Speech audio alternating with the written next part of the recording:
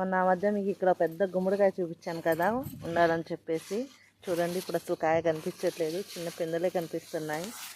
అసలు ఎక్కడికి వెళ్ళిందా అని చెప్పేసి లోపలంతా వెతికాను, ఇదంతా వెతికాను. చూస్తున్నారు కదా, కోతి లోపల రాకుండా ఇలా నెట్తో ఎంత కట్టుదిట్టంగా ఉంచినా సరే పైన కింద రౌండ్గా ఎటు నుంచి వచ్చిందో ఎటు నుంచి తీసుకెళ్ళిందో కూడా అర్థం కావట్లేదు. కానీ ఎక్కడ దాచిపెట్టిందో చూసారా. ఇప్పుడు నేను నెట్ లోపల నుంచి బయటకు వస్తున్నాను. ఎంత కట్టుదిట్టంగా ఉంచినా సరే మేము కోతుల నుంచి ఈ టమాటాలు, గుమ్మడికాయలు, బీరకాయలు, పొట్లకాయలు, ఇవన్నీ వంకాయలు వీటిని అయితే కాపాడలేకపోతున్నాము.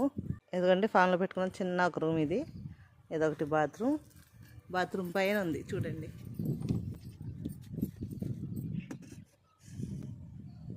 చూసారా ఎక్కడ దాచిపెట్టిందో.